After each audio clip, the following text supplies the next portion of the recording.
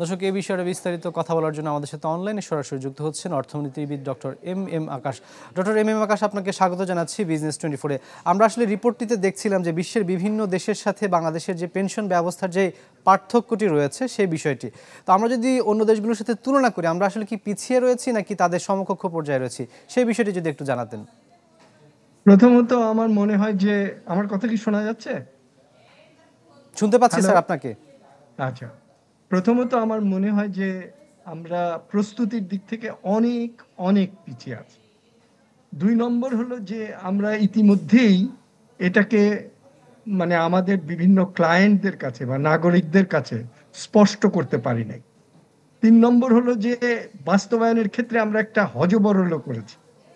৪ নম্বর হলো এর ফলে এর সম্পর্কে ভুল বোঝাবুঝি সৃষ্টি হয়েছে, প্রতিবাদ সৃষ্টি হয়েছে, অসমতা এবং বৈষম্যের অভিযোগ এসে গেছে।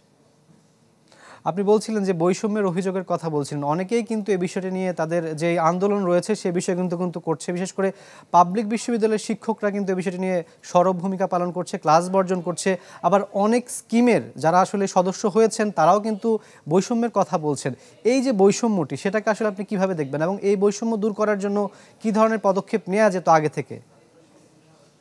প্রথমত পুরো প্রকল্পটা প্যাকেজ ডিল হিসাবে সমস্ত নাগরিকদের জন্য কি সুযোগ সুবিধা আমরা দিতে যাচ্ছি এটা পরিষ্কার করা উচিত ছিল। ভালো করে ক্যাম্পেইন করে সবাইকে বোঝানো উচিত ছিল যে আমরা কি প্রবাসীদের জন্য কিরকম করতে চাচ্ছি, তারপর প্রাইভেট সেক্টরের সেলফ এমপ্লয়েড লোকদের জন্য কিভাবে করতে চাচ্ছি, সরকারি কর্মচারী এবং আহ, স্বায়ত্তশাসিত লোকজনদের জন্য কিরকম করতে চাচ্ছি এবং দরিদ্র লোকদের জন্য কিরকম করতে চাচ্ছি। নগদের কাছে সব গ্রাহকই প্রিয়, তাই তো সারা দেশে ক্যাশ আউট চার্জ সবচেয়ে কম। এগুলো কিন্তু একটা এক্সারসাইজ করাই ছিল, প্রবাসী প্রগতি সুরক্ষা সমতা। এখন এর মধ্যে হঠাৎ করে সেবক কোথা থেকে আসলো আমি এটা জানি না। সেবকটা আসলো এবং সেবক বনাম কি প্রগতি নাকি প্রত্যয় নাকি এরকম একটা ব্যাপার নিয়ে ঝগড়া লেগে গেল। এগুলো অনাকাঙ্ক্ষিত এবং এগুলোর প্রয়োজন ছিল না।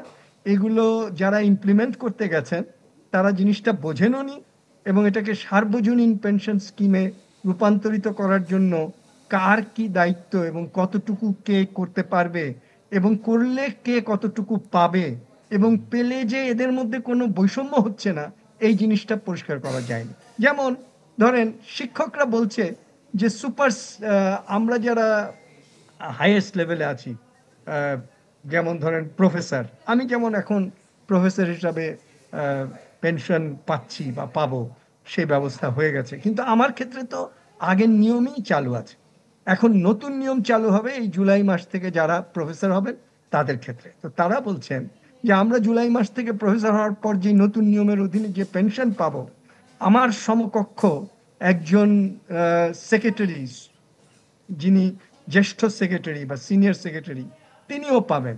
তো তার পাওনা এবং আমার পাওনার মধ্যে যদি অসমতা থাকে তাহলে এটা কেন আছে আমি বুঝতে পারছি না। আমিও যা দিব সেও তাই দিবে, তার বেতনের তত অংশই দিবে, অথবা তার নিয়ম কানুন যা ছিল। এখন যে জিনিসটা হচ্ছে সেই সন্দেহগুলো উপস্থিত হয়েছে, এই সন্দেহগুলো পরিষ্কার করা দরকার। সেবক জিনিসটা আসলে কি, আর আমাদেরকে যেটাকে বলছে বোধহয় প্রত্যয় নাম দিয়েছে, প্রত্যয় জিনিসটা কি এবং তাদের মধ্যে আসলে পার্থক্য কি। আমি একটা আবুল বরকতের রিপোর্ট দেখেছিলাম, সেখানে অনেকগুলো বৈষম্যমূলক পার্থক্য দেখানো হয়েছিল। আমি জানি না এটা ঠিক কিনা, যদি এটা ঠিক হয় তাহলে এটা কাম্য না। ডক্টর এম আকাশ, আপনাকে অসংখ্য ধন্যবাদ আমাদের সাথে যুক্ত হওয়ার জন্য। দর্শক, পেনশন ব্যবস্থা নিয়ে কথা বলার জন্য আমাদের সাথে সরাসরি যুক্ত হয়েছিলেন ডক্টর এম আকাশ।